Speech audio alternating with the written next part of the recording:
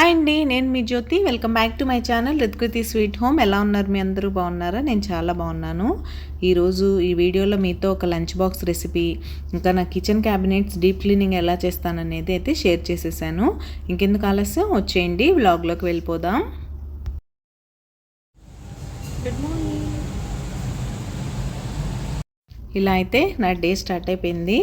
చూసారా, మార్నింగ్ ఆ బిల్డింగ్స్ వెనకాల నుంచి సన్ ఎంత బాగా కనిపిస్తుందో. ఇక్కడైతే లంచ్ బాక్స్ ఇచ్చేయాలి కదా, వచ్చేయండి రెసిపీలోకి వెళ్ళిపోదాం. ఇక్కడ నేను గోబీ టమాటో కర్రీ ఎలా చేయాలో చూపిస్తాను. ఇది మీకు రోటీలో కానీ రైస్లో కానీ చాలా బాగుంటుంది. ముందుగా ఒక ప్యాన్లో ఆయిల్ తీసుకొని అందులో సన్నగా తరిగిన ఉల్లిపాయలు పచ్చిమిర్చి వేసి బాగా ఫ్రై చేసుకోండి.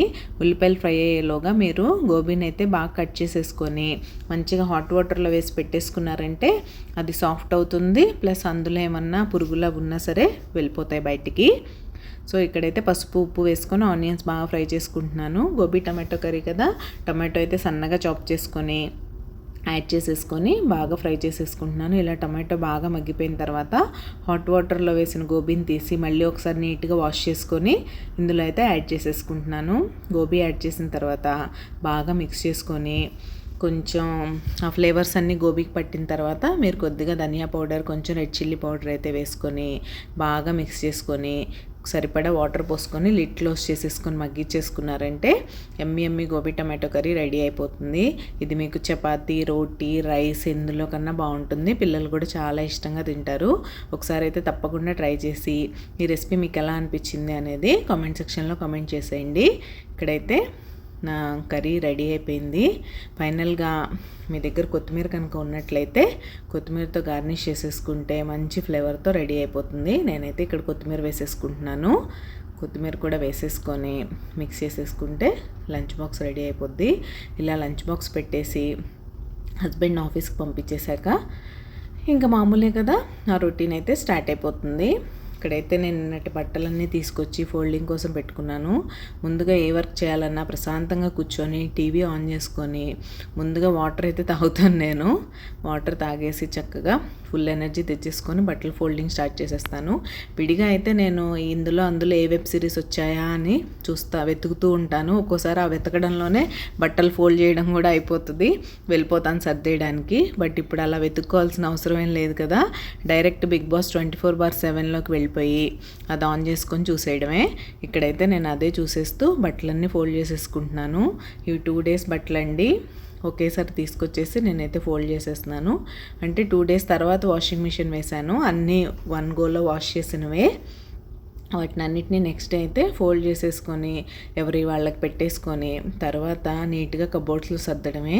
ఈ బట్టలు వాషింగ్ కన్నా కూడా వాటిని ఆరేయడం, మడత పెట్టడం, తిరిగి సర్దడమే చాలా పని అనిపిస్తుంది. మనకు తెలియకుండానే టైం చాలా కన్జ్యూమ్ అయిపోద్ది. ఈ బట్టలన్నీ నాకు మడత పెట్టి సర్దడానికి ఈజీగా 1 hour అయితే పట్టేసింది.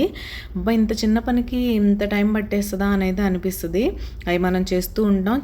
ఇంకా మా పాపమైతే చిన్నవి తనవైతే ఫోల్డ్ చేసే కొద్దీ వస్తున్నాయి ఉంటాయి. సాక్స్ అని, ఇన్నర్ వేర్ అని, ఇంకెందుకులేండి ఆ టీషర్ట్స్ అన్నీ పెద్దవే చాలా ఫాస్ట్గా అయిపోయినట్టు ఉంటుంది మడత పెట్టడం. ఇంకా మీకు నా వీడియోస్ ఎలా అనిపిస్తున్నాయి? మీకు కనుక నా వీడియోస్ నచ్చినట్లయితే ప్లీజ్ లైక్ చేసి మీ ఫ్రెండ్స్ అండ్ ఫ్యామిలీకి షేర్ చేయండి. సో దట్ నాకు రీచ్ పెరుగుతుంది. అలా బట్టలు అయితే మడత పెట్టేసి సర్దేసుకున్న తర్వాత ఈరోజు నా కిచెన్ క్యాబినెట్స్ క్లీనింగ్ అయితే చూపిస్తాను మీకు. చూసేయండి. ఇక్కడైతే నేను కాలిన్ తీసుకున్నాను. అండ్ నేను కిచెన్లో యూస్ చేసే వైప్స్ని మీకు తెలుసు కదా, రీయూజబుల్ వైప్స్. ఇవి టిష్యూస్లా ఉంటాయి. మీరు వాటర్తో నీట్గా వాష్ చేసేసుకొని మళ్ళీ 2-3 times అలా యూస్ చేసుకోవచ్చు, అది పాడైపోయే వరకు. నేను కిచెన్ కౌంటర్ టాప్ క్లీనింగ్ కూడా ఇవే యూస్ చేస్తాను.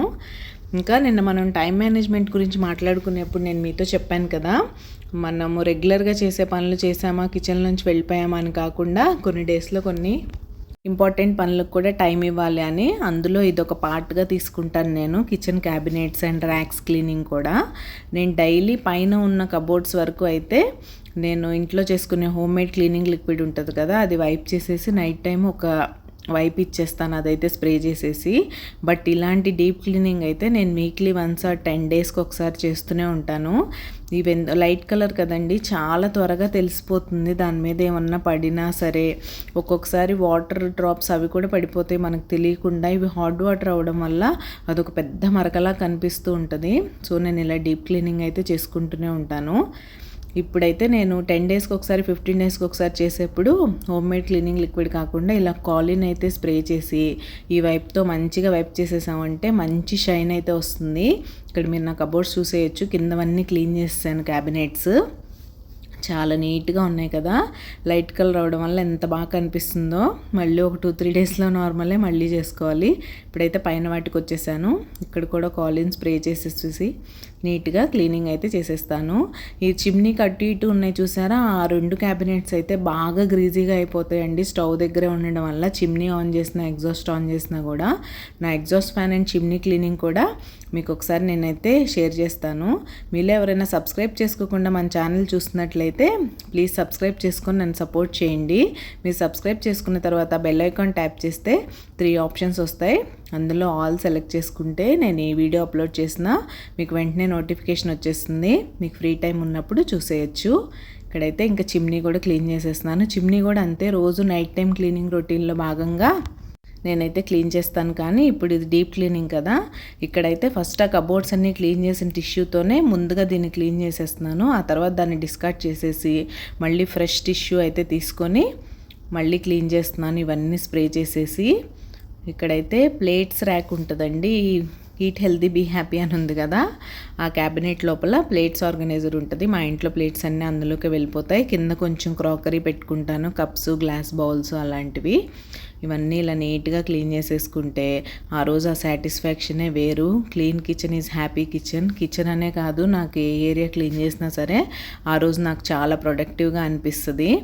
సో కంపల్సరీ మీరు కూడా weekly once or twice time తీసుకొని మీ కిచెన్ని ఇలా ఎప్పటికప్పుడు నీట్గా క్లీన్ చేసుకుంటే, జిడ్డు పట్టేసిన కిచెన్ ఎలా క్లీన్ చేయాలి, జిడ్డు మరకలు వదిలించడం ఎలా అని యూట్యూబ్లో సెర్చ్ చేసే పని అయితే ఉండదు. ఇక్కడ చూసారా నా కిచెన్ షైన్ అవుతుంది, చిమ్నీ కూడా. ఇలా అయితే నీట్గా క్లీన్ చేసేసుకున్నాను కిచెన్ని. ఇంకా మీరు ఎలా అండి, స్కెడ్యూల్ చేసుకొని క్లీన్ చేస్తారా, లేకపోతే నాలాగా ఎప్పుడు ఎక్కడ జిడ్డుగా అనిపిస్తే అక్కడ చేసేస్తూ ఉంటారా అనేది నాతో కామెంట్ సెక్షన్లో కామెంట్ చేసేయడం అస్సలు మర్చిపోకండి. ఇంకా ఈ వీడియోలో నేను మీకు ఇంట్లో నెయ్యి ఎలా తయారు చేసుకుంటానో కూడా చూపించాను. వచ్చేయండి అక్కడికి వెళ్ళిపోదాం. ఇక్కడైతే నేను మీగడ చూపిస్తున్నాను కదా, ఇది నా దగ్గర 1 వీక్ నుంచి నేను కలెక్ట్ చేసిన మీగడండి. నేను పెరుగు మీద మీగడ కలెక్ట్ చేస్తాను, పాల మీద దాంతో చేస్తే నాకు ఆ గీ నచ్చదు. ఇది మీరు ఫ్రిడ్జ్లో కాకుండా ఫ్రీజర్లో స్టోర్ చేసుకోండి. సో దట్ కలరు చేంజ్ అవ్వదు, స్మెల్ రాకుండా ఉంటుంది. ఇలా సింపుల్గా మీరు ఆ మేగడ్ని మిక్సీలో వేసుకొని బ్లెండ్ చేసేసుకుంటే ఇలా వెన్న అయితే వచ్చేస్తుంది. చాలా ఈజీ ఇంట్లో వెన్న చేసుకోవడం. ఈ మధ్య బయట ఏం కొనాలన్నా కల్తీ కదండి, భయం వేస్తుంది. సో మా పాప కోసం నేను ఇలా హోమ్ మేడ్ గీనే పెట్టడానికి ఇష్టపడతాను. బయట గీ అంటే కంట్రీ డిలైట్లో తెప్పించింది ఎప్పుడైనా స్వీట్స్ అవి చేయడానికి యూస్ చేస్తాను, కానీ మా పాప కోసం మాత్రం ఇలా ఇంట్లో చేసిన గీనే పెడతాం. ఇలా దాన్ని క్లీన్గా వాష్ చేసుకున్న తర్వాత, వాషింగ్ కూడా చాలా ఇంపార్టెంట్. మీరు బాగా వాష్ చేయకపోతే నెయ్యి మంచి స్మెల్ రాదు. ఇక్కడ నెయ్యి చూసారా మరుగుతుంది. ఈ స్టేజ్లో మీరు కొంచెం మెంతులు, కొంచెం కరివేపాకు కానీ తమలపాకు కానీ యాడ్ చేసుకున్నట్లయితే నెయ్యి మంచి స్మెల్ వస్తుందండి. ఎక్కువ రోజులు మీరు బయట పెట్టేసినా సరే ఆ నెయ్యి స్మెల్ అనేది పోకుండా ఉంటుంది. ఇప్పుడైతే గీ రెడీ అయిపోయింది. గీ బాయిల్ అవుతున్నప్పుడు ఒక సౌండ్ వస్తుంది కదా, ఆ సౌండ్ ఎప్పుడైతే ఆగిపోతుందో అప్పుడు మీ గీ రెడీ అయిపోయినట్టే. స్టవ్ ఆఫ్ చేసేసుకోవచ్చు, లేకపోతే కలర్ చేంజ్ అయిపోతుంది. నేను మరీ లైట్ కలర్ వైట్గా ఇష్టపడను, కొంచెం ఎక్కువే కాస్తాను గీని. మీరు చూస్తారు ఫైనల్గా ఎలా ఉంటుందనేది. ఇక్కడైతే నాకు గీ రెడీ అయిపోయింది. దాన్ని కంటైనర్లో ట్రాన్స్ఫర్ చేసేసుకుంటే 1 వీక్ వరకు బాగానే వచ్చేస్తుంది. ఇలా ఇంత గీ అయితే వచ్చింది నాకు 1 వీక్కి. సో మీరు ఎలా గీ ఇంట్లో చేసుకుంటారా, బయట కొనుక్కుంటారా అనేది కామెంట్ చేసేయండి.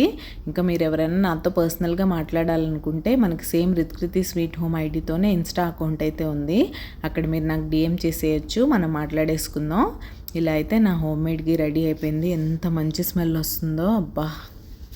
ఓకే అండి, ఇంకా మీకు నా క్లీనింగ్ రొటీన్ ఎలా అనిపించింది అనేది నాతో కామెంట్ చేసేయండి. ఈ వీడియో అయితే ఇక్కడితో ఎండ్ చేసేస్తున్నాను. రేపు మరొక మంచి వీడియోతో మళ్ళీ మీ ముందుకు వచ్చేస్తాను. అంతవరకు టేక్ కేర్, బాయ్.